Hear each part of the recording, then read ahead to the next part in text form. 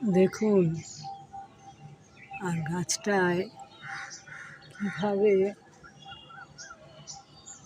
কত এই অসময়ে গোলাপ ফুটছে।